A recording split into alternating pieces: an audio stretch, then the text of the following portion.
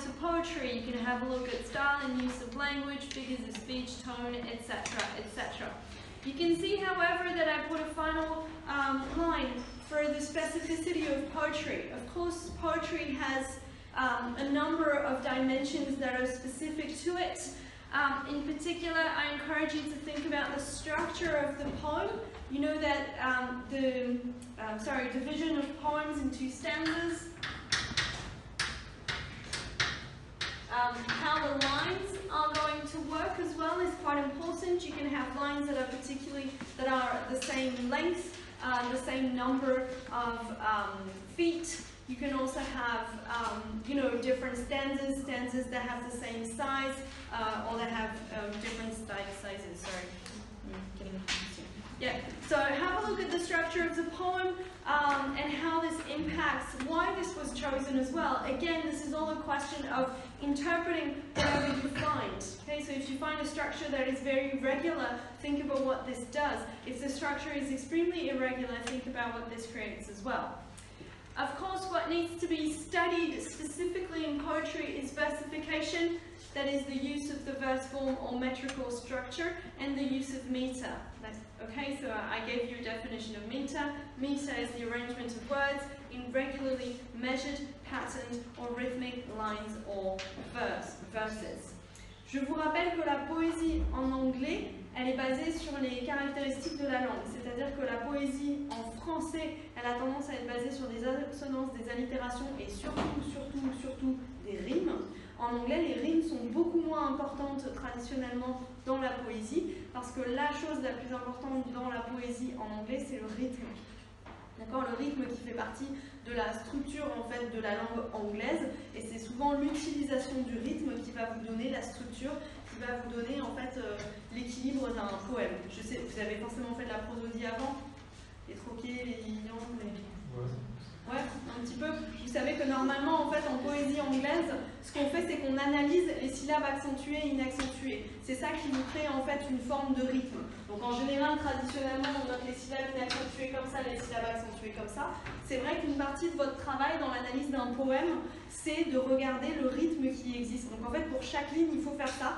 Une syllabe accentuée, elle a ça, une syllabe inaccentuée, elle a ça. Et vous allez voir, en fait, quand vous étudiez les poèmes, que le rythme, il vous donne en fait une structure dans tout le poème. Donc souvent, vous allez avoir par exemple des poèmes qui sont structurés comme ça. Vous avez que ça, d'accord, sur plusieurs strophes. Et puis ensuite, à la dernière strophe, vous pouvez avoir l'inverse, qui vous donne un petit peu indirectement le signal que les choses changent, d'accord. Ou quand vous avez des lignes avec plus d'accent que d'autres, en général, ça va vous indiquer autre chose. Donc c'est vrai que contrairement au réflexe qu'on a en tant que francophone, d'aller direct vers les rimes, en anglais, en fait, vous allez voir, il n'y a souvent pas de rimes. Quand il y en a, elles ne servent pas à grand chose, parce que ce qui crée vraiment la poésie en anglais, ce qui crée en fait l'effet de son d'un poème, c'est vraiment le rythme en anglais. Donc pensez-y à analyser ça. Donc il est de nouveau là. Je vous rappelle que rhythm, il y a deux H en anglais, donc il faut l'écrire correctement, sinon c'est un petit peu dommage. You also have a number of phonic figures, that is figures that are based on sound. These include assonance, alliterations, and rhymes. As I say, rhymes are not necessarily this important in English, but if you do find some, wonder why they are there. Okay, they necessarily have an impact on how regularly you read, the pace of reading. D'accord, pace, c'est la vitesse, d'accord, de lecture. The pace of reading and the impact that it has. So again, if you find something, try to see what effect it has on the reader, what potential effect it can have. Si vous avez plusieurs idées d'effets, bah, vous pouvez les mentionner. D'accord, vous n'êtes pas censé avoir, enfin, vous n'êtes pas obligé de forcer le texte à dire quelque chose.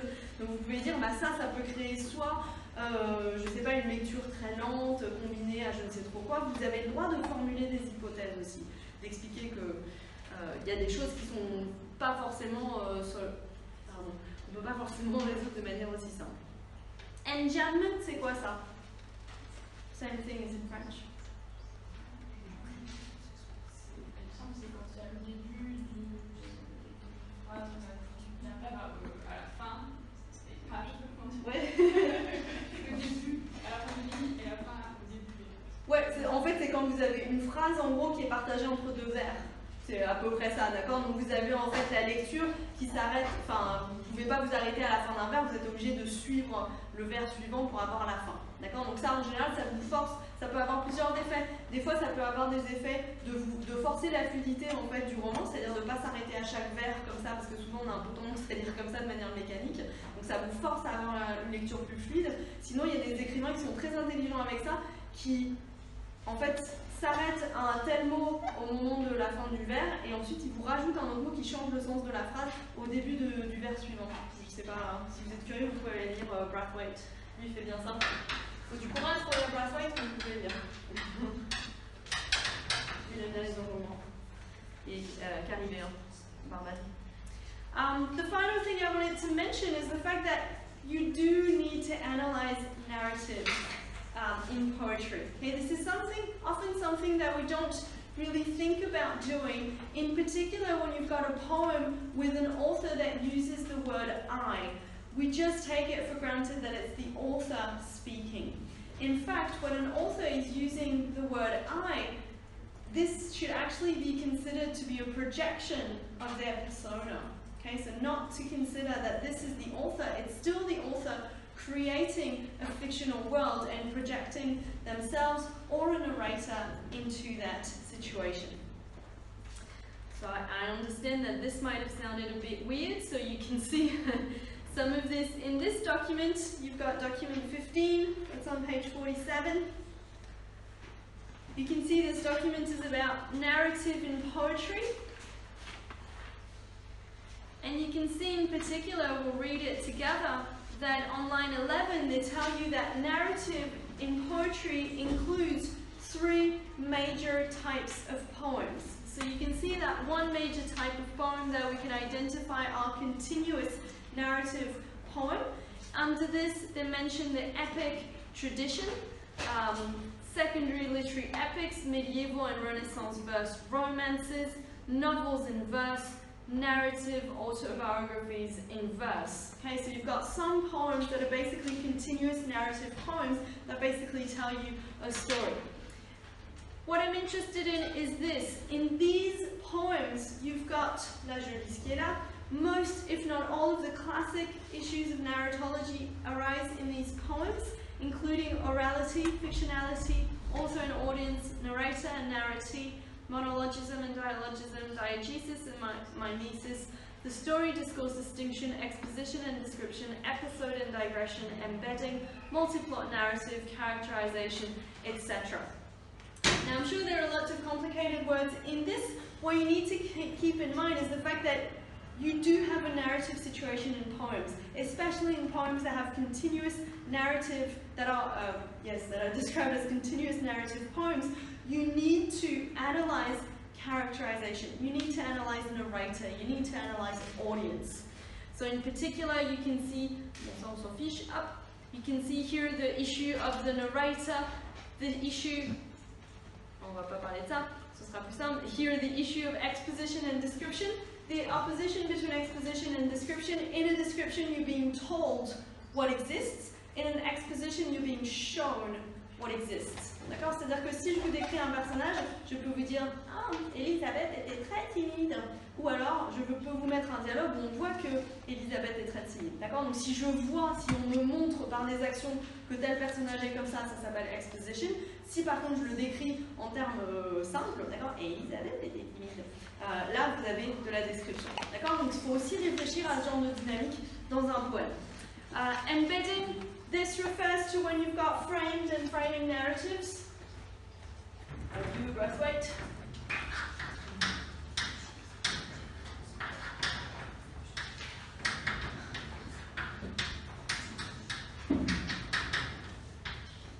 Plus connu sous le nom facile de story within a story. Bon, c'est pas très littéralement, c'est un peu moins raffiné que parler de embedding and framing a frame narrative, mais c'est quand vous avez une histoire dans une histoire, d'accord? Donc par exemple dans Heart of Darkness, vous avez le narrateur qui vous écrit une histoire et donc ensuite vous allez suivre cette histoire. Donc vous avez une première histoire dans laquelle est contenue la deuxième histoire. Donc l'histoire qui est contenu, c'est l'histoire framed. D'accord, un frame c'est un cadre, donc a framed narrative c'est une narration qui est contenue dans une autre narration. Et framing narrative, bah, c'est la narration qui fait le cadre. D'accord, donc vous pouvez avoir ce genre de technique, characterization, machin. You can see that a second type of poem that is identified are quasi-narrative sequences. And you can see that again, you've got issues of narrativization, gapping and gap filling here. D'accord, donc ici on a des séquences quasi-narratives, c'est-à-dire où vous avez des moments de narration et des moments où vous n'êtes pas là dans la narration. Donc toute l'histoire ici, c'est de s'intéresser aussi à la façon dont les choses sont narrées, vu que vous allez avoir des omissions pour un passage de moment où vous narrez à des moments où vous narrez pas.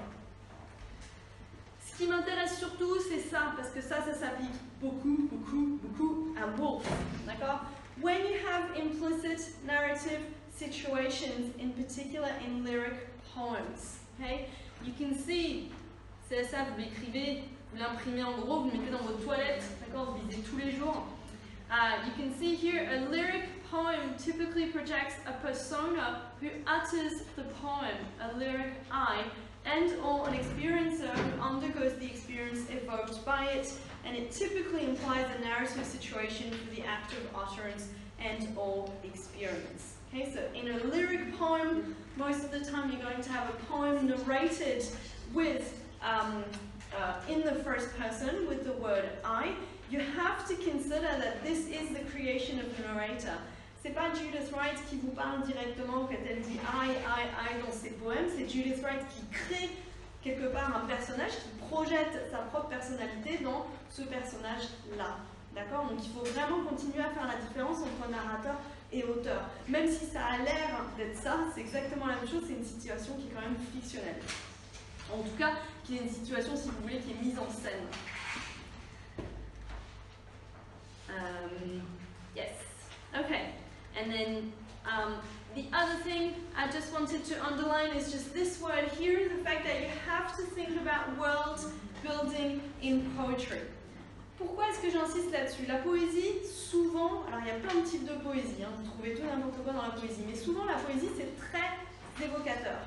C'est-à-dire que dans un roman, vous allez avoir, nous sommes à il y a une grande tour, il y a une route, dessus il y a des pavés, dessus il y a des chevaux qui passent, vous avez toute la description. Dans un poème, vous n'avez pas le temps de faire ça, à part Homère, ouais, vous avez le temps, mais dans les trois quarts des poèmes, vous allez avoir plutôt des ambiances qui sont évoquées. Mais il faut bien réfléchir au fait que même si tout est évoqué par petites touches, par mots comme ça qui font des échos, vous avez quand même la création d'un monde, d'accord? C'est-à-dire world building. Vous avez un monde qui est créé là-dedans et c'est à vous d'analyser ça. Donc bien sûr, souvent c'est des mondes, c'est plutôt des impressions, des ambiances qui sont évoquées dans la poésie, mais il faut les analyser, d'accord? Quel est le monde dans lequel on vous projette?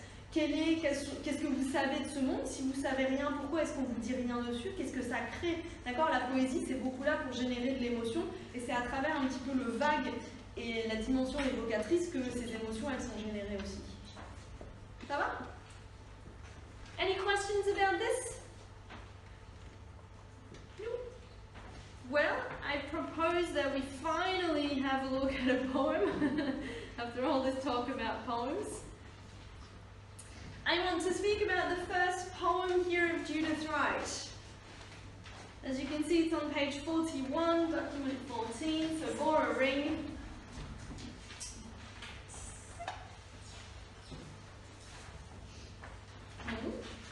And before we do this, I just want to find my page, which I don't have anymore, and explain to you guys what a Bora Ring is. I'm not sure if you looked it up, if you found anything. Did you guys look it up? I'm not curious. A Bora Ring. A Bora Ring is basically a sacred site for Aboriginal people.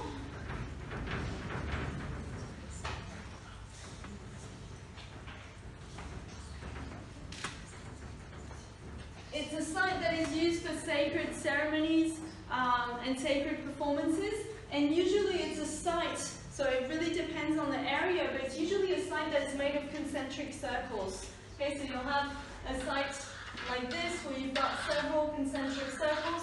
Really depends on the culture. Sometimes you can have lots of concentric circles. but usually these are circles that are quite wide, okay, so about 10 meters in diameter. Obviously you have to imagine that these were areas where performances would be held, and depending on which ring you would be in, this would mean something. Okay, so these were basically really big sites that existed in Australia. So you can see here a quote by Wright, who speaks about Abora Ring in Born of the Conquerors, her collection of essays. Je vous laisse lire tranquillement.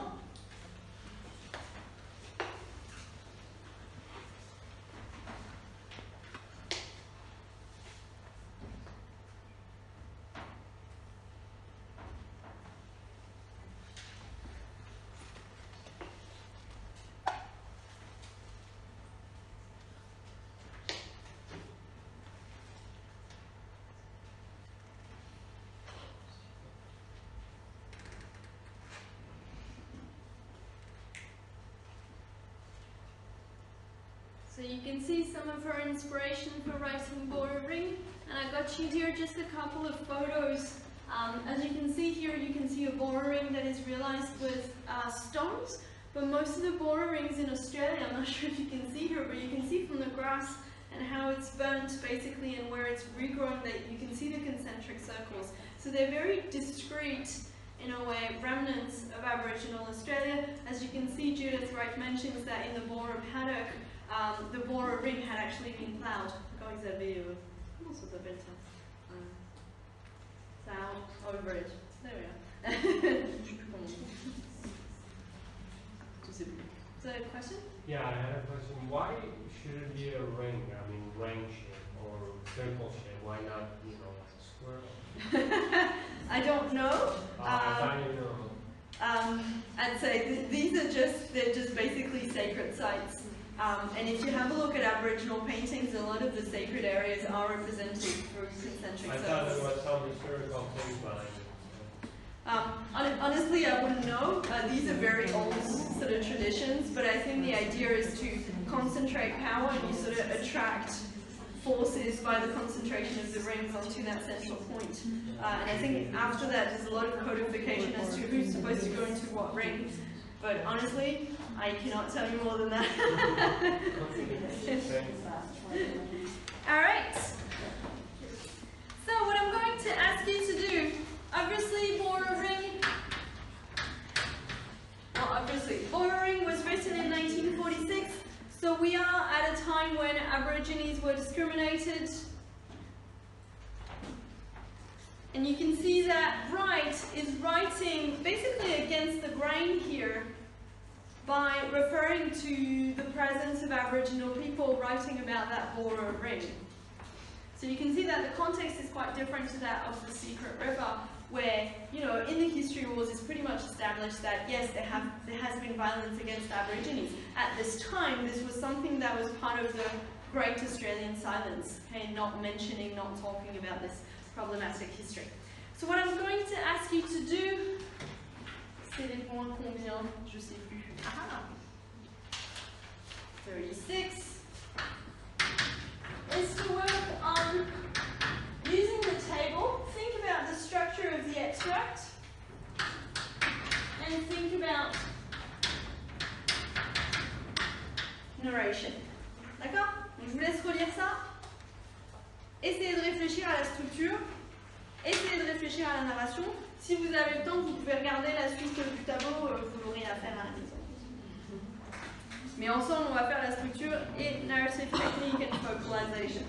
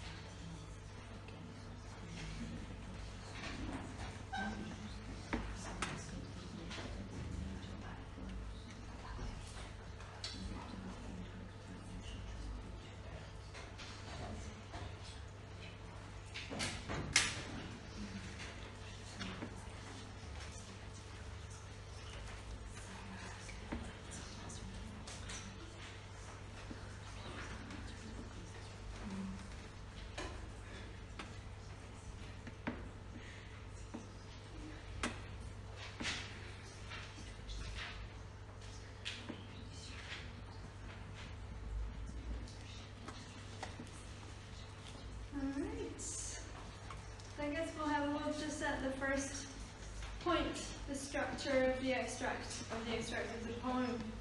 What do you guys find?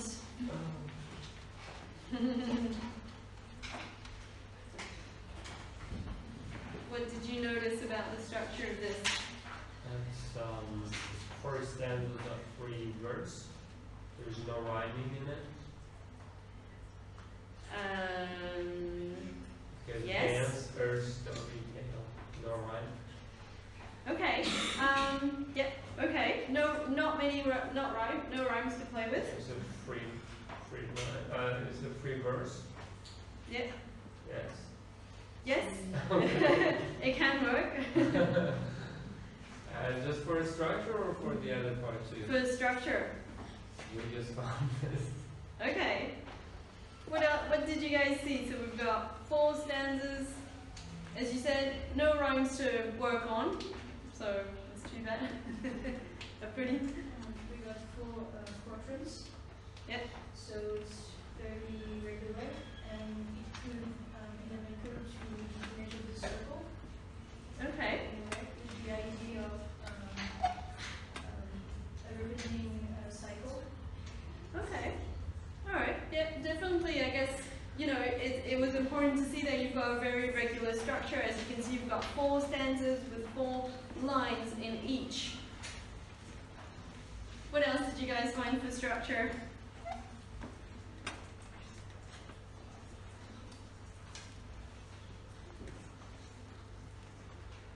You need to connect structure with content. That is, what do you have? What is being addressed first, second, third? Is the meaning circular or not? It's not just about what you see visually. How can we connect how can we describe the topics? What's addressed first, then next, then last? In a way, the first 4 sentences are just like our memories about something that's lost, something not physical. Then the second 4 sentences are about the physical remains, so something physical, something that we have to use our senses to look at, that the narrator makes us look at. And then there are 4 sentences about what happens in order to get the remains. So once again, something physical, something that happened in a way. And she ended with the last 4 sentences about the feelings that remains. Then I don't know if it's feelings in the narrator's heart or in the reader's heart, but anyway, it's feelings, so it's something not physical. So in a way, that's a circle. Yeah, definitely. As you said, the topics are addressed in a very regular way. As you said, if you just have a look at this, you can see gone, only, gone, only. So you've got the first stanza, and then within it are the lines, the 4 lines, not the 4 stanzas. Stanzas is talking about. But basically, you can see the first stanza is about loss. As you said, then you have what remains, and this is physical. Au fond, concentrez-vous. So you've got here what remains, as you said. Here, this is about what has left. And as you said, this is not physical. Then you've got the remnants, what is left, basically, here. And at the end, then you've got another stanza that speaks about loss, the hunter that's gone, and then finally, you've got what is left. Do you guys understand? Obviously, this is about Aboriginal people, the song, the dance, the tribal story. Your first stanza is about Aboriginal people. The second stanza is about Aboriginal people as well. You've got the grubbery, you've got the grass. Then the hunter as well is also a reference to Aboriginal people. You know that they were hunter-gatherers. You also have the reference to the spear. What's this here? Who's the rider?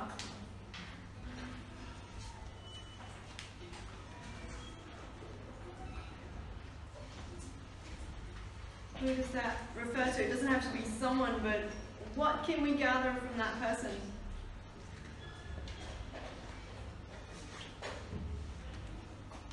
How do you interpret this? It refers to white people?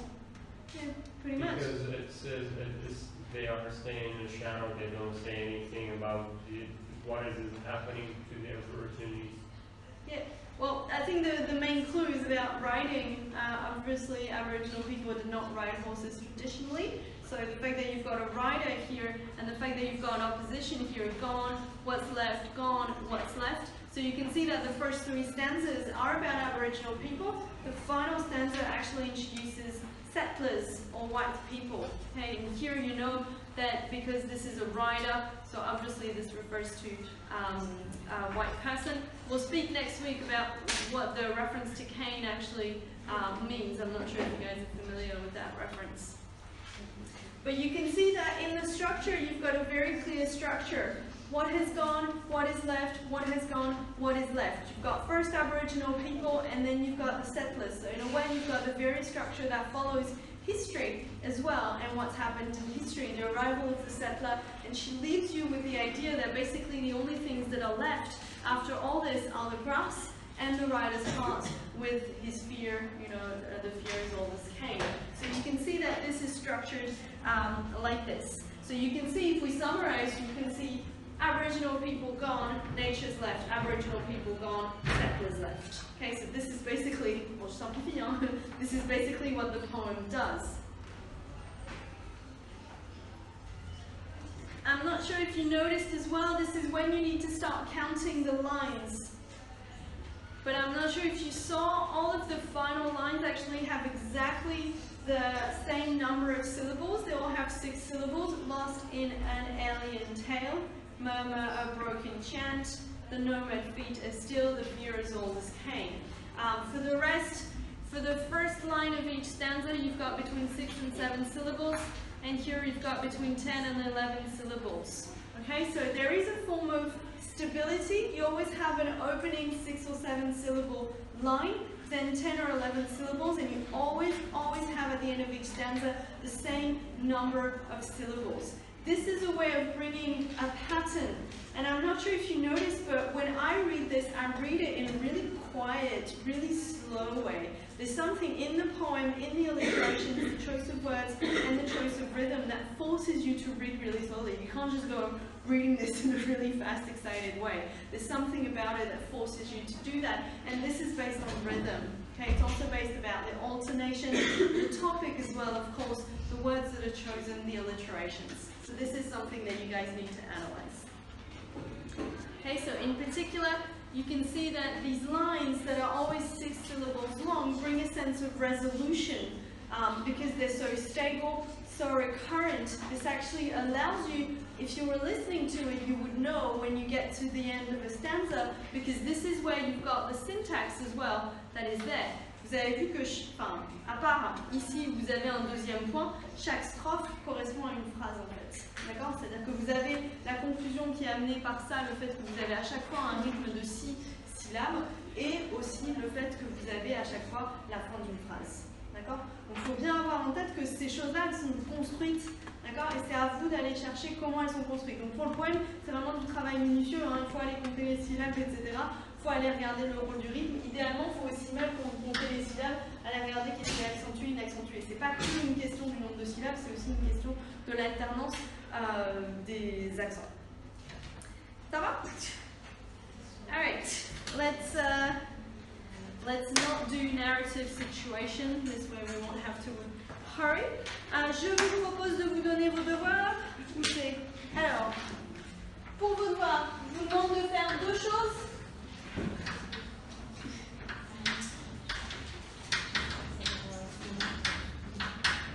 C'est de finir le repérage de vos ring en utilisant le reste du tableau. D'accord?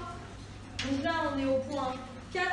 Donc je vous laisse regarder. Non, si, au point 4. Je vous laisse regarder le reste. Essayez vraiment d'aller vraiment dans le détail. Les poèmes, il y a beaucoup de choses à dire. Ils n'ont pas l'air, mais vraiment aller regarder la caractérisation, aller regarder les thèmes, aller regarder les procédés littéraires, etc. La deuxième chose que je vous demande de faire, c'est de lire un document, de lire le document 16 qui s'appelle The Meaning of the Word Sacred.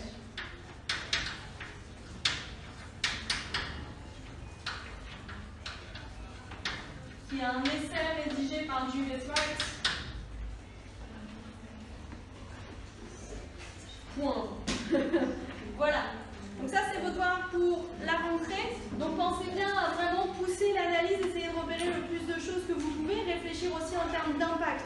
Dès que vous repérez quelque chose, vous dire qu'est-ce que ça a comme impact sur le texte. Je vous souhaite de bonnes vacances.